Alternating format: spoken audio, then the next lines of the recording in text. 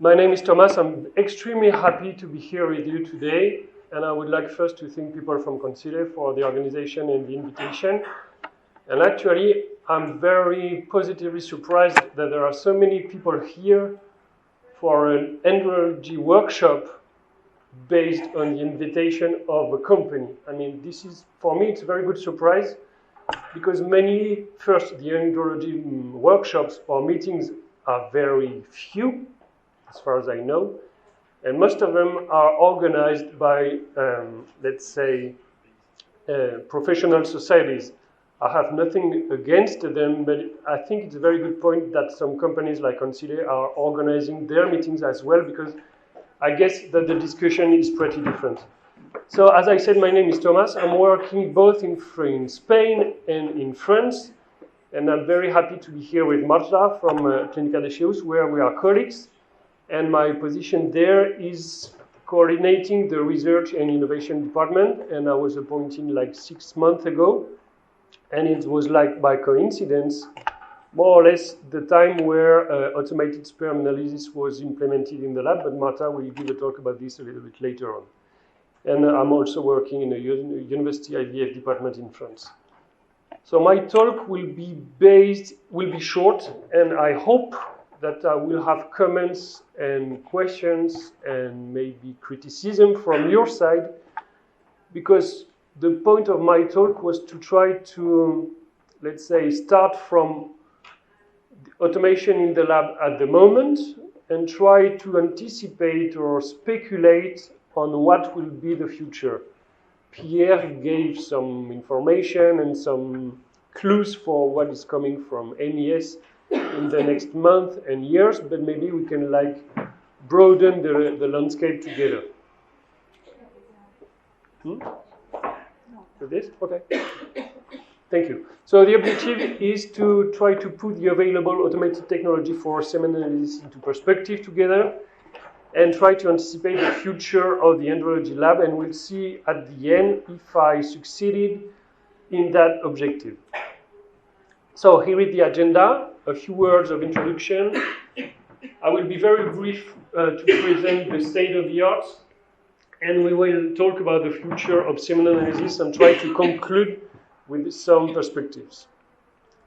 So, a few words of introduction. Of course, as you all know, as you all are aware of, there is an increasing knowledge and concern in the overall population about fertility issues. And just like Rebecca said a few minutes ago, the overall male fertility seems to decrease significantly. And maybe you've heard this in the Spanish newspapers, I don't know, but there was a paper released yesterday in Human Reproduction Update, which is the major journal in our field. And it was a meta-analysis, a synthesis of all the studies on male fertility throughout the last 40 years. And it confirmed what she presented just like a few minutes ago once again, that there was an overall decrease of 50%. And this was like the main information, unfortunately after Ukraine, of course, but it was like the main information in the French newspapers yesterday. So that means that it's not only about fertility specialists, it's not only about us as andrology lab, working in the lab, but it's also about the overall population, and they all care and they are all concerned about fertility issues, and it's not only true for women, but also for men. And actually, this is in a situation where there is also apparently an increasing prevalence of infertility and an increasing referral for ART. What about andrology labs? Just a few words, because maybe you would like to add some things.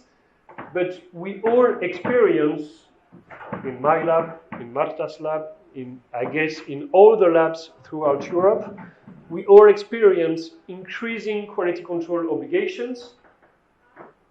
I think we all have more and more work, and the workload is increasing.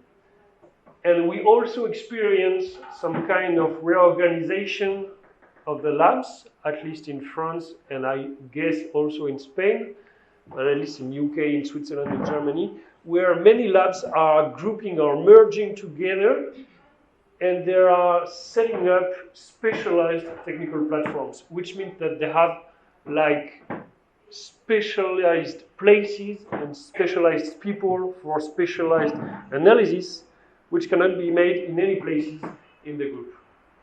And finally, for both andrology labs and for the population, we all have to take into account that the society is evolving,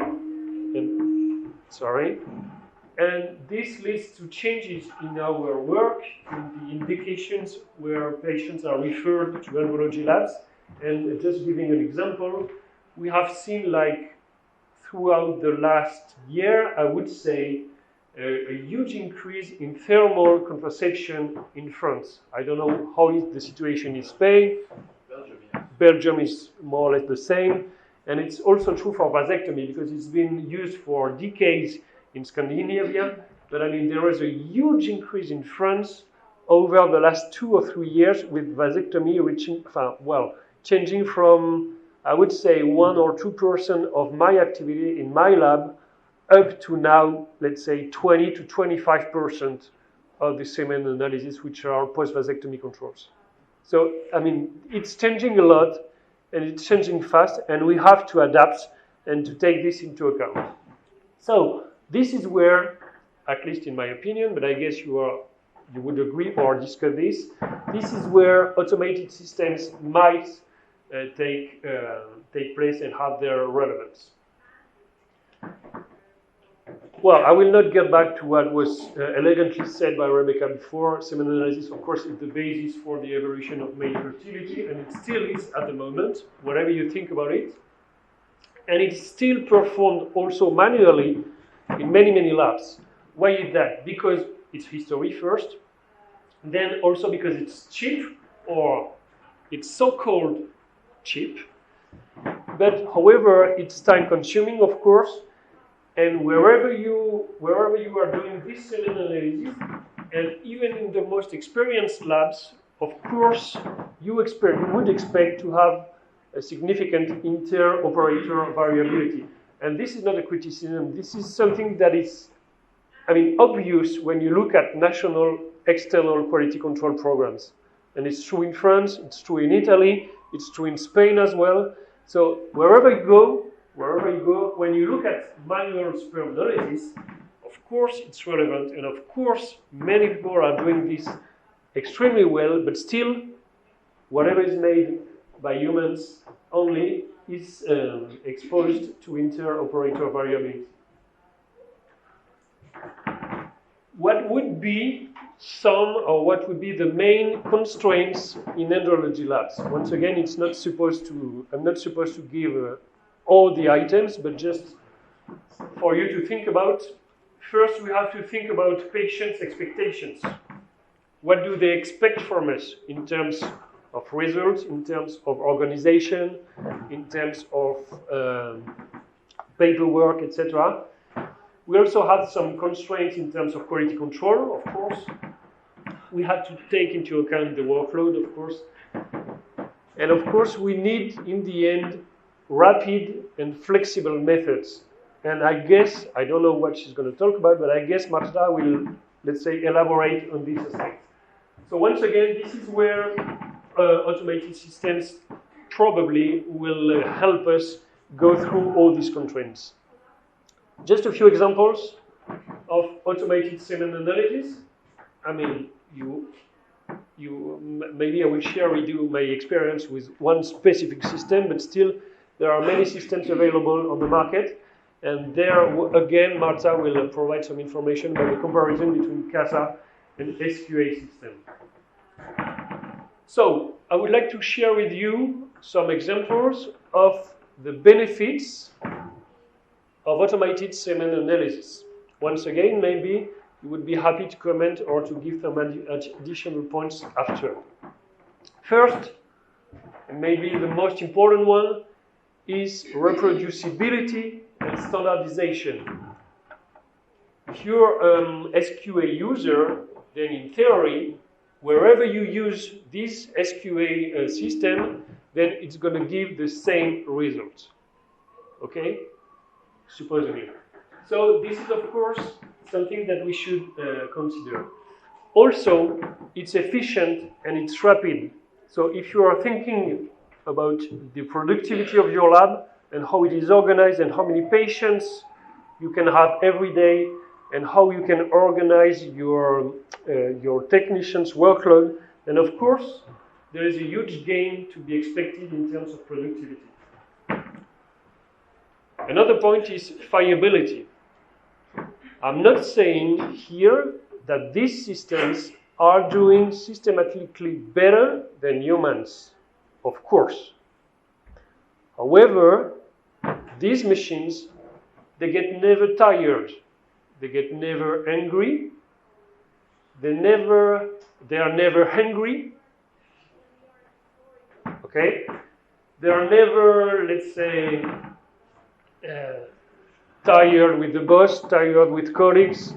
They are never, let's say, upset because the kids are sick at home, which is my case today, etc. So these machines, they are not exposed to human error. Once again, I insist, I'm not saying that they are doing systematically better than humans, but still they avoid this kind of random error. And finally, I said it before, but these machines, they help optimizing the lab workflow, okay? Because it's fast, it's easy to run, I'm talking in general, and it's rapid, it's flexible, so this helps setting up a better organization, and if you have a better organization, then in theory, the staff is more, let's say, comfortable with the organization and with the work, and it allows also better scheduling for patients. I will only give you one example about post-vasectomy controls. In my experience, then as I said before, it rose up from 1-2% up to 20-25% quite rapidly. So we were just like overwhelmed with this, and we didn't really know how to take care of these patients, and it was like crazy at the beginning. And we talked with these patients, and we tried to figure out what were their expectations. These people, these men, they don't want a specialized, a detailed semen analysis. What they want is just to have the confirmation that the vasectomy was fine and that there is no sperm cell available anymore. So, in this respect, should we welcome them in the lab the usual way? In the morning, they are collecting sperm, just like in the middle of other patients coming from fertility issues, etc. The answer was no. But we couldn't either let them come whenever they wanted. I mean, we had to schedule this activity. So what we decided was to provide them the opportunity to collect sperm at home and then bring sperm in the lab during the afternoon. We have the conventional fertility testing in the morning, and then the afternoon was more or less more available for the staff.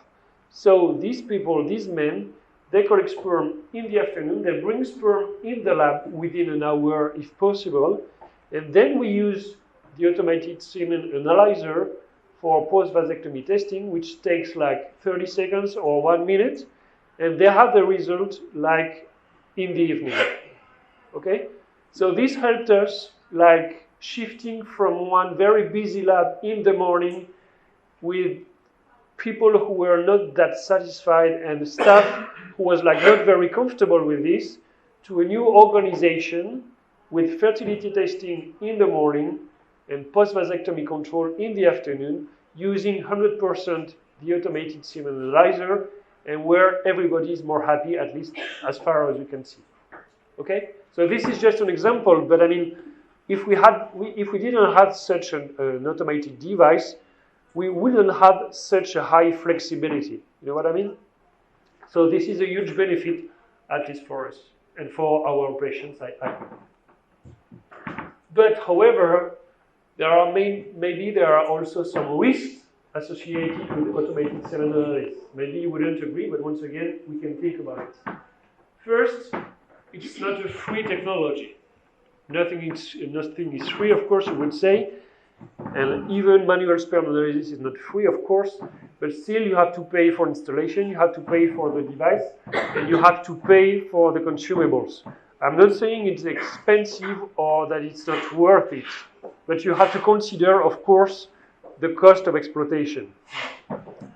It's extremely important to rely on a very strong after-sales service, because it's one thing to have an automated system for semen analysis, of course, but it's also true for anything in IVF or even in medical biology in general. You can have the best automated system, but if it fails, if it's broken, and that you have to wait for a month or 2 months before somebody comes in the lab, and that this guy is not able to fix it rapidly, then of course it's a total disaster. So the risks is to buy or to invest in a technology where you don't have enough support behind. And as far as I heard from Consile, this is one of the targets of the company, to provide such a support for users, of course. And what about, this is a more general comment, but what about responsibility in case of problem? And this is more or less something that is true for the whole field of IVF or so-called artificial intelligence. When you have an automated system which gives a result, well, you should trust in it, of course, 100%. As I said before, there is no human error here in behind. But still, let's think about what would happen if one sample was analyzed and with a result that is not the correct one. Then who is responsible for it? Just think about it.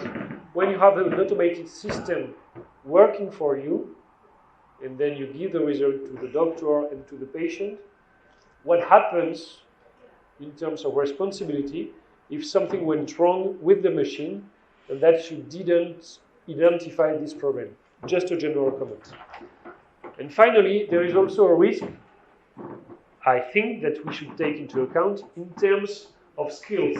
Because if you have an andrology staff who is using such an automated system for 100% of the samples, then in the end, maybe there is a risk that the staff is losing progressively its skills.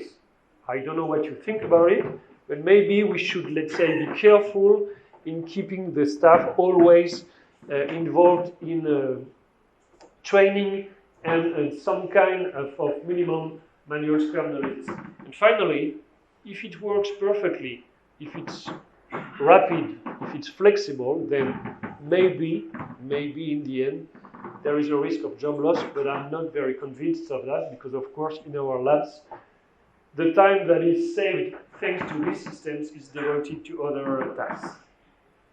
And this is something I didn't think about at the very beginning, but some of my colleagues warned me about this, is if you move a technician from manual sperm analysis, he or she is an expert, and you progressively shift his or her activity to automated systems, then maybe for some people, once again, it's just a general comment, but maybe for some people, you should just take care of their motivation, because it's such a revolution in their activity that maybe this is something that we should monitor. So, a very quick comparison and overview of the literature between automated systems and manual semen analysis. I'm not going to present you all the literature on this topic, because there are so many papers, very good ones, and some other ones a little bit, let's say, that could be improved, but still there are so many studies that it's impossible to present everything. But what can be, let's say, concluded from the literature is that most of these studies, if not all, reported good to very good agreement between manual and automated sperm analyzers. In other words, it works, and it's been working for a while. And this is something that is quite surprising at some points when you go to meetings or etc. and you still have some people trying to argue that automated semen analyzers do not work. I mean, this is something that might have been true like 30 years ago. And yeah, I'm not even sure of that. But still, now, these systems, they do work, and they provide comparable results with manual sperm analysis. That's for sure. Here is an example. It's not taken by chance, it's just one that was performed in my lab, because it's one of them, of course, which I know the best. But still, if you can take any of the recent papers, it's going to lead to the same conclusion. And what we did was a double-blind prospective study, meaning that all the samples were assessed by different users who were not aware of the results of the other ones. And one person was running the SQA, another one was running the CASA system, and finally 2 people were running independently manual sperm assessment. And we had more or less 170 people coming for routine sperm analysis. And here is what we found. There is a very good correlation. There was a very good correlation between CASA and SQA with manual assessment for sperm concentration. Worked extremely good, extremely well. The correlation for progressive motility was also fine. Could be improved, but still it was fine. And actually, it was considered to be really acceptable, no problem. And finally, concerning sperm morphology, there was also a quite acceptable correlation. But maybe some of you would consider that these correlations are, let's say, fair, but could be improved, which maybe you could agree on that. But still, what I would like to insist on, and I would like to focus your attention on this, is that the statistical method you use to compare 2 methods is extremely important, because correlation is one thing, and this is something that we are all, let's say, used to take into account. But still, there are other ways to compare 2 methods, and I'm not sure that correlation is the best one. You can also compare means and medians, but also, and I don't know if you are familiar with these representations, but you can use Blunt-Hartmann and passing-Bablock regressions. And this gives, for sure, a better appreciation of the agreement between 2 methods. Correlation is one thing. Agreement is, let's say, something that is slightly different, but might be more relevant. And actually, this is even more true for sperm morphology. Well, you will give me your feedback about this, but I'm not sure that during semen analysis we are looking for an absolute correlation between 2 methods in terms of morphology. If one method is, let's say, giving an 8% typical forms result, and the other one is giving like 15%, this is a huge difference. But both are normal. And actually, who cares about the proportion of typical forms if it's somewhere, above 4%? You know what I mean? So what I'm trying to explain is that correlation for a classification variable such as a sperm morphology might not be always as relevant as for concentration, for instance. And you can consider using rod curve analysis with a calculation of specificity, sensitivity, positive, negative or positive predictive value to detect teratozal spermia, for instance. And when you use this approach, then please keep in mind that the correlation was only moderate to fair, but here in our experience, the specificity of the SQA to detect teratozoospermia was 98%.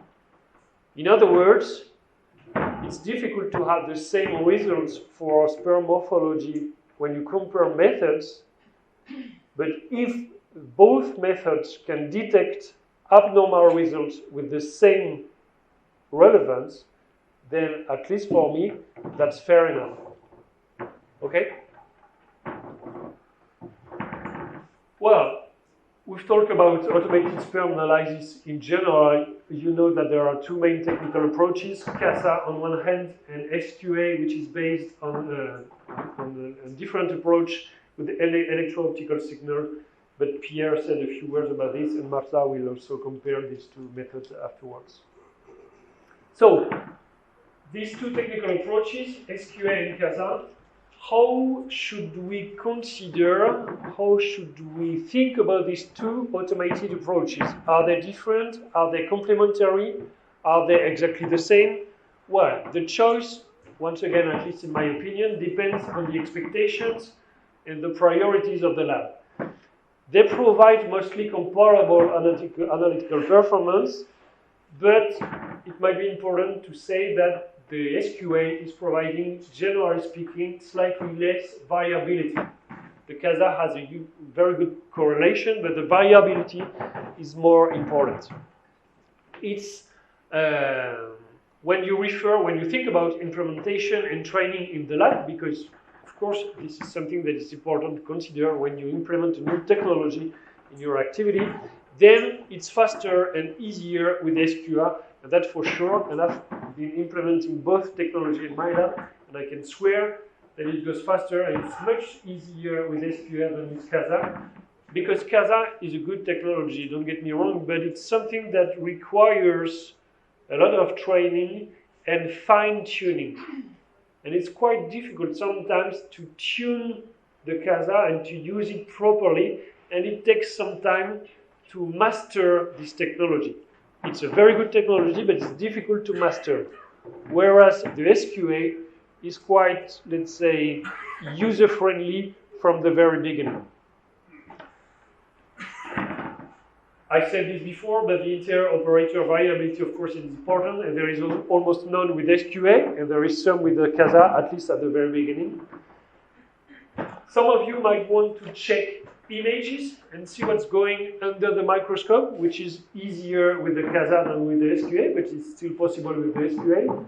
And some other ones would like to focus on very specific kinetic parameters, and this is also a little bit more detailed with CASA, but still it's possible with the SQA as well.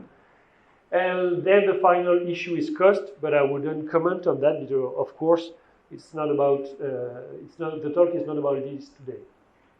So let's now try to take a look at what could be the future in our lab. And it's only thinking. I'm not saying that it's the truth, of course, but still there are some things that are, let's say, close to enter our daily practice. First, the automated home test. You've seen this picture before. They are already available for various semen parameters. There is a huge heterogeneity in methods and analytical performance. And I will comment on what Pierre said before, but just saying that I fully agree with him that they should be considered as screening tools, not as diagnosis tools. So don't be afraid, they're not going to replace andrology labs. And actually, the companies that are selling home tests, pretending that these tests can provide a full detailed semen analysis with connection with an andrologist online, I'm afraid that it's a bit risky in terms of clinical care and responsibility. So, what about the future improvement in this technology to reach the quality standards of semen analysis performed in the lab? Well, I don't know. The companies will tell, but still, I don't think that we will move in the near future to whole semen analysis performed at home, but mainly to improved screening tools. Second, what about full automation in the lab? Rebecca, she presented all the steps of semen analysis, which you all know about. What about a close future where the whole semen analysis from collection up to results would be included in a fully automated system? Well, one might wonder why semen analysis would not be considered just like red blood cell count, or urine testing, etc., etc. So what about analyzers, which could, let's say, measure volume, viscosity, liquefaction, white blood cell detection, pH, DFI, semen analysis, of course, interpretation, automated alarms for user, etc., etc. What about that? I think that what happened 40 years ago for, let's say, blood analysis, maybe will come in the future for semen analysis. But still, it's a so small market for these huge companies that are selling this kind of systems that I'm not sure this will happen. But still, we can consider that we will move to this. And finally, just a word on one thing that I'm curious of in the future. It's about sperm collection at home. Of course, it's the preferred solution by patients. Of course, there's no doubt. But still, it raises several analytical questions, and actually it's still better and recommended to have sperm collected in the lab just to guarantee that everything is consistent with WHO manual. However, the WHO manual, it suggests that semen should be collected at home only when the patient has difficulty providing the sample at the clinic, or when there is no appropriate venue for semen collection near the laboratory. And this is interesting because in Europe, at least in Belgium, France, or Spain, I mean, we are lucky enough to have labs quite easily available. I'm not saying that we have one lab in every corner of the street, but still, it's quite easy, and maybe we could say that everyone has access to a lab, let's say within, I don't know, 50 kilometers or something like that. I don't know, or 100 kilometers. But when you think about places like US or China or Australia, then you have some areas where the nearest lab is like 500 kilometers away. Then is it fair and is it relevant to ask patients to drive 500 kilometers to collect sperm just to, let's say, stick to what is recommended by WHO? I don't know. But of course, this is something that has to be, let's say, organized and mastered by the lab just to confirm, to guarantee that the analysis will be relevant. And just to give you an example, there is a meta-analysis coming up in the literature in the near future based on 7 studies, more than 3,000 samples, and it showed that at-home semen collection had no adverse effects on semen parameters or fertility outcomes compared to at-clinic semen collection. So this is interesting because this is not an opinion. It's based on data, on facts. Oh, sorry. And finally, I would just like to tell, there is a video, but it doesn't matter if it doesn't work. It's not very important, but it was just an illustration. And I would just like to comment and maybe, let's say, warn you about the concept of artificial intelligence. And we discussed a few minutes ago with Thomas Ebner about artificial intelligence in the field of fertility, generally speaking.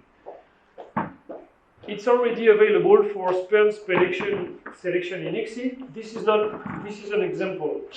It's not advertisement, okay? This is just an illustration. I'm not saying that I'm a user of this technology. It's just to show you what is available on the market for those of you doing ICSI. And it's automated sperm selection for ICSI. So it's available for this. It's available also, and it's funny because I wasn't expecting this, but still it's available for helping sperm retrieval in poor TZ samples. But its role in semen analysis itself is still unclear. And actually there is a frequent confusion between artificial intelligence and robotization or computer vision.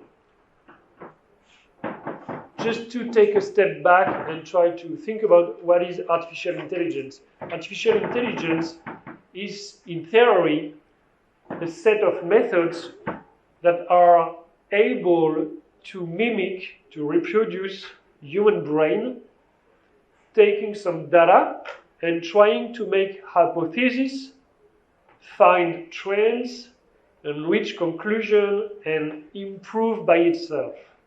Okay? This is the theory of artificial intelligence. And this is quite different from predictive modeling, computer vision, or robotization. If you are setting up a robot, and this robot is doing always the same task, it has nothing to do with artificial intelligence. Okay?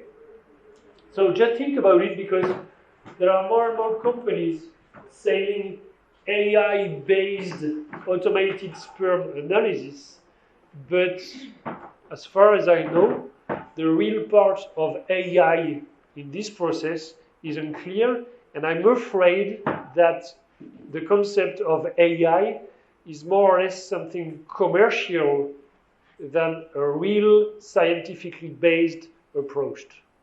Maybe this will change in the future, hopefully, and I'm not saying that AI is bullshit, of course, but at the moment, everyone wants to provide AI solutions, and I'm afraid that not all of these solutions are really based on AI.